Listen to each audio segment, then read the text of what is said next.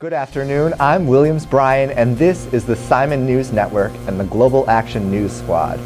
Coming up this broadcast, an update on the tensions in Central Asia. Then we'll turn to Japan, where plans are underway for an international summit on nuclear energy.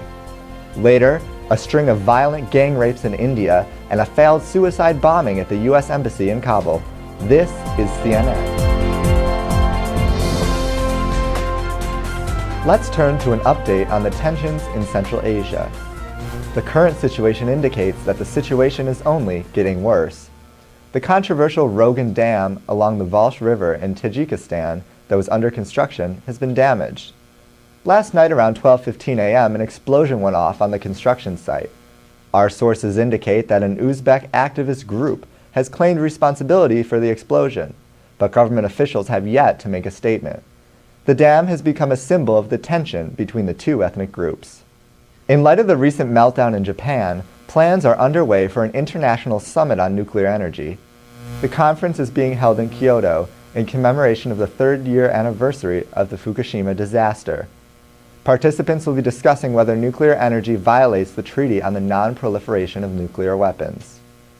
Other important topics will include nuclear power safety and alternative energy sources.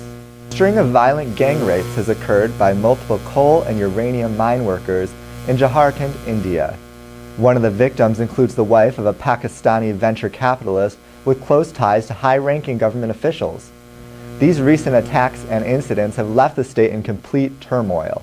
Protests and riots have broken out in the region in response to the attacks, and as a result, coal and uranium mining has been halted indefinitely. A failed suicide bombing attempt has occurred at the U.S. Embassy in Kabul. The incident indicates that the Taliban and terrorists' presence in Afghanistan has grown.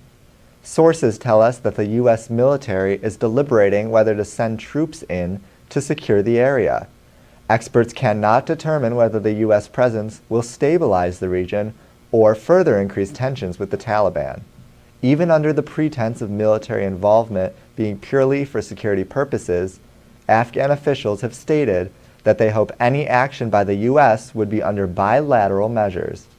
Afghan military leaders trained by NATO Army officers confirmed to CNN that their security forces are ready to be deployed. Military leaders have made it clear that their troops are more than capable of keeping peace in the region. Thanks for joining us this afternoon.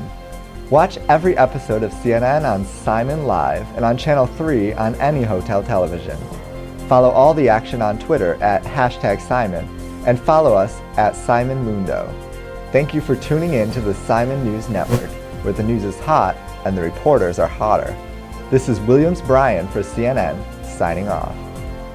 For more up-to-date news, check out The Chronicle online at live.cimun.org or follow them on Twitter at IPDCIMUN. As most of you are crawling out of bed to tackle day 2 of CIMUN, a panel of diplomats stationed in Chicago met with the delegates to discuss global politics and life in the international affairs community. The panel was composed of consul generals, deputy consul generals, and policy advisors from the countries of Germany, Turkey, Pakistan, Egypt, and Israel. It was a great opportunity for delegates to hear from experienced diplomats telling their respective stories. Delegates were also encouraged to ask questions, allowing for a more interactive discussion. Topics included the democratization process and the impact that protest has on the stability of a nation under duress. There was specific emphasis put on the Arab Spring and the inner workings of social media and the 24-hour news cycle that allowed activism to legitimately challenge the political status quo in the Middle East.